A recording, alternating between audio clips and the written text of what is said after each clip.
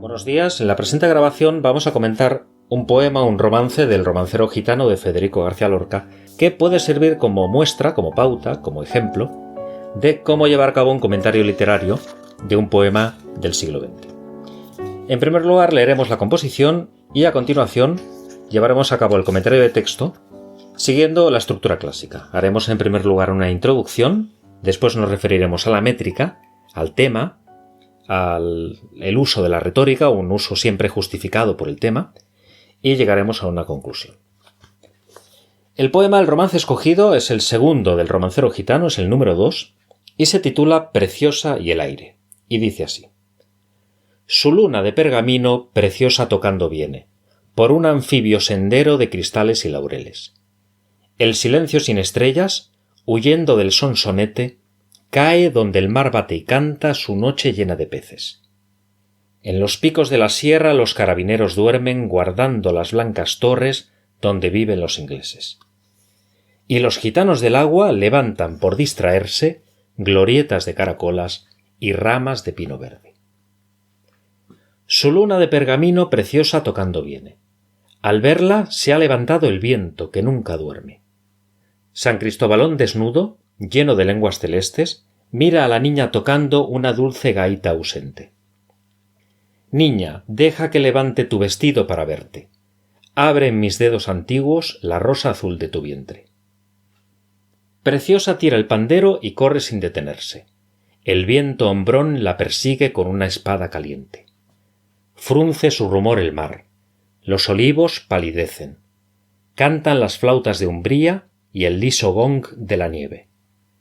Preciosa, corre, preciosa, que te coge el viento verde. Preciosa, corre, preciosa, míralo por donde viene. Sátiro de estrellas bajas con sus lenguas relucientes. Preciosa, llena de miedo, entra en la casa que tiene más arriba de los pinos el cónsul de los ingleses. Asustados por los gritos, 3 carabineros vienen, sus negras capas ceñidas y los gorros en las sienes. El inglés da a la gitana un vaso de tibia leche y una copa de ginebra que preciosa no se bebe. Y mientras cuenta llorando su aventura aquella gente, en las tejas de pizarra el viento furioso muerde. Bien, antes de iniciar el comentario de este poema conviene asegurarnos de que entendemos literalmente todas las referencias que aparecen en él. Empezaremos por el primer verso, su luna de pergamino preciosa tocando viene. Aquí aparece una referencia a la luna de pergamino. ¿Qué significa? Bien, la luna de pergamino es una metáfora que equivale al pandero, a una pandereta, un instrumento musical de percusión de forma redonda. El tercer verso dice que Preciosa se acerca por un anfibio sendero. Bien, esto significa que Preciosa está caminando por un camino cerca de la orilla del mar. Es un sendero anfibio, un sendero que tiene parte de agua y parte de tierra.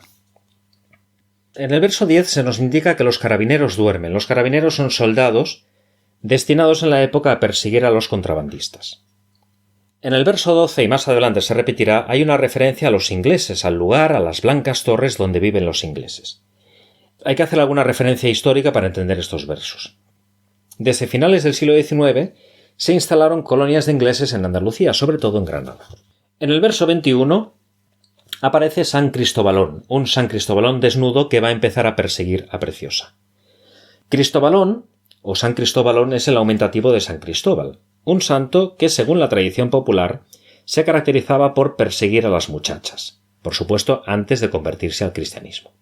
El verso 35 resulta un tanto oscuro. El verso en cuestión dice: cantan las flautas de Umbría, y el siguiente verso, y el liso gong de la nieve.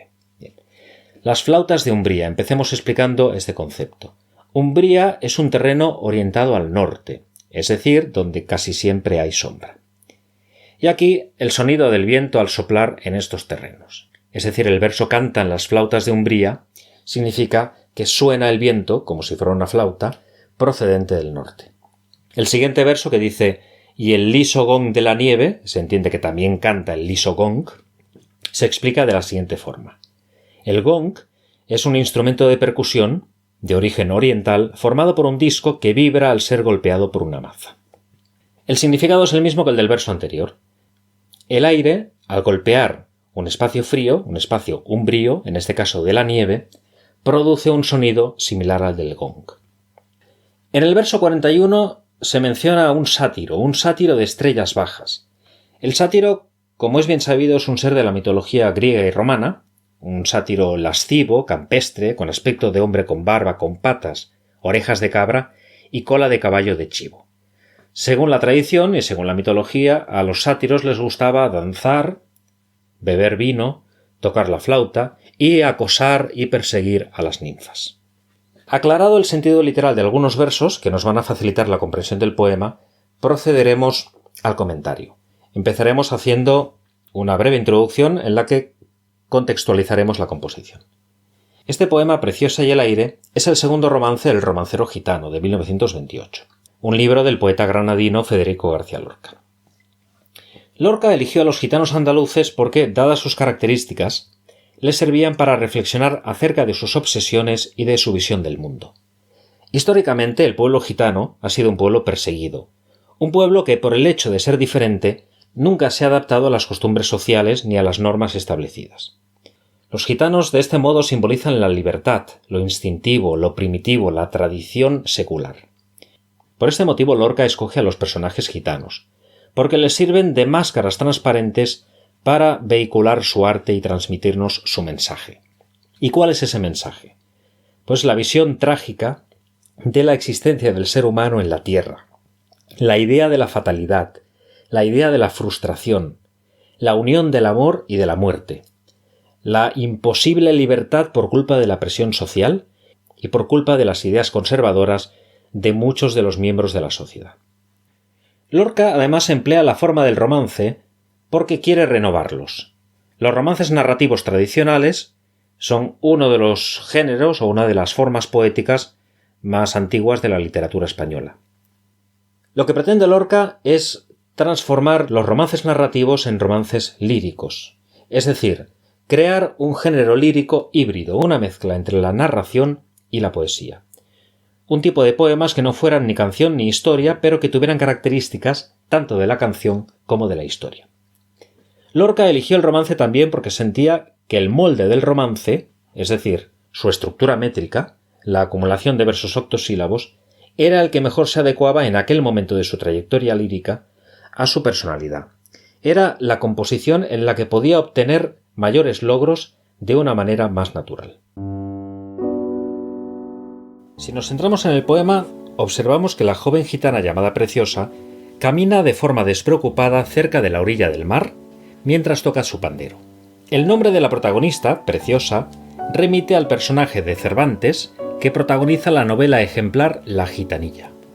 La música acompaña a Preciosa. Ella disfruta de su libertad sin más preocupaciones. En este romance, como sucede en las composiciones del romancero viejo tradicional, se nos narra una historia. Es por tanto un romance narrativo, pero aquí está cargado de elementos líricos y dramáticos, como hemos tenido ocasión de comprobar. Podemos dividir el poema en tres partes. En la introducción, hasta el verso 24, se nos presentan a los protagonistas de la historia y el conflicto. En esencia, son Preciosa, el aire personificado y la colonia de los ingleses. En esta primera parte, hemos tenido ocasión de comprobar cómo se embellece la realidad mediante un lenguaje rico en metáforas y en hallazgos líricos y sugerencias que permiten crear un mundo mítico o mitológico. El pandero de Preciosa, por ejemplo, es una luna de pergamino. El camino es anfibio, porque Preciosa camina por la orilla del mar. Y el mar, el agua del mar, está llena de cristales y laureles, es decir, se produce un reflejo entre el agua del mar y las plantas del camino. La noche es tranquila. Los carabineros duermen, dice Lorca. Y esta es la primera presencia de la civilización en el poema. Los carabineros protegen a los ricos, aquí encarnados en los ingleses. Mientras los gitanos del agua, y esta referencia resulta un tanto oscura, pues no sabemos si son peces o gitanos que trabajan cerca del mar, bien, los gitanos del agua se dedican a distracciones que no les reportarán ganancias materiales. Lorca repite los dos primeros versos en los versos 17 y 18, lo que contribuye a acentuar el ritmo de la canción. Comienza la segunda parte del poema, la más extensa, que llega hasta el verso 59. El viento, cuando ve a Preciosa, se levanta.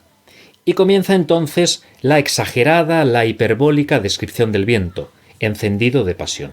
Ese viento, convertido ya en un personaje mitológico, está, dice el poeta, lleno de lenguas celestes, y es además dueño, cito palabras literales, de una espada caliente, que es un evidente símbolo fálico. Este viento ya convertido en mito, este viento por tanto mitificado, intenta seducir a la muchacha mediante peticiones sexuales directas, explícitas. Por ejemplo, «Niña, deja que levante tu vestido para verte», o bien «Abre en mis dedos antiguos la rosa azul de tu vientre». ¿Por qué son antiguos esos dedos? Pues porque son los dedos de un dios inmortal, de un viento, quizá identificable con Bóreas, que por el hecho de serlo es inmortal, y por tanto antiguo. La joven lógicamente se asusta y huye corriendo. Se inicia aquí una persecución que recuerda a tantas otras de la mitología clásica, por ejemplo la de Apolo y Dafne. La naturaleza, como hemos visto, se conmueve y se convierte en un personaje más, en una especie de coro trágico que asiste al drama representado en el poema. La tensión aumenta y Lorca logra recrear un verdadero ambiente de terror. A continuación, en el desarrollo de la historia, asistimos a las palabras de otro personaje sin nombre, y aunque no se nos dice quién es, tiene toda la apariencia de ser un narrador muy parecido al propio autor. El narrador, por tanto, Lorca, exclama e invita a Preciosa a que no se deje atrapar. Se crea una escena con mucho dinamismo, con mucha tensión, en este desarrollo de la historia. La acción se acelera, se multiplican los verbos, también se multiplican las exclamaciones de advertencia, y finalmente los carabineros despiertan y ofrecen una estampa grotesca, asustados y paralizados ante la situación que se les plantea. En efecto, en los versos 47 a 50 leemos que, asustados por los gritos, 3 carabineros vienen, sus negras capas ceñidas y los gorros en las sienes, es decir, perfectamente uniformados, después del momento de descanso. Por suerte, Preciosa consigue huir, y se pone a salvo en la casa del cónsul de los ingleses, cuyas torres no son blancas por capricho, sino porque el blanco de las torres, son un símbolo de la civilización, de una frialdad ajena y extraña a los gitanos. Allí Preciosa acepta beber leche para tranquilizarse, pero rechaza la ginebra, ya que es una bebida que no forma parte de su tradición, como ya hemos visto. El tema del poema, una vez hemos hablado de su anécdota, de su argumento, es la frustración sexual en forma de deseo masculino agresivo. Lorca, al mitificar el viento, destaca la fuerza natural de los elementos que, desde la antigüedad más remota, han dirigido los destinos humanos.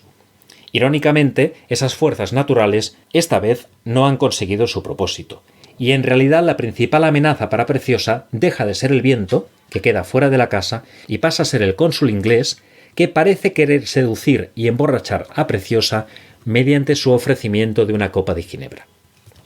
En cuanto a la estructura externa, nos encontramos con un romance, es decir, con una agrupación de versos octosílabos, con rima sonante en los pares, de tal modo que los impares quedan libres de rima.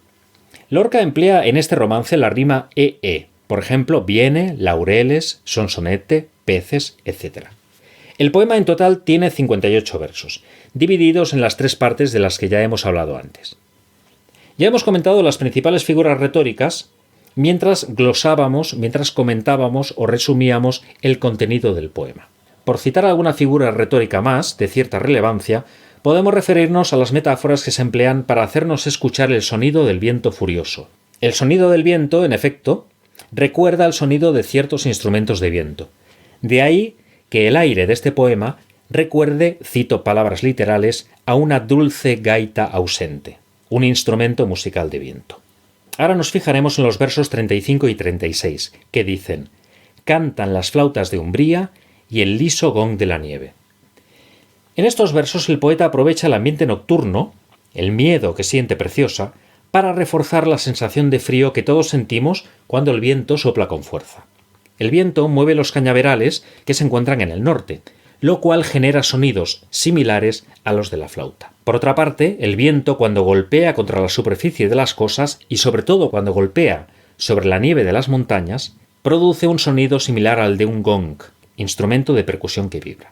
Bien, pasemos a continuación a examinar los rasgos propios del romancero tradicional que se emplean en este poema.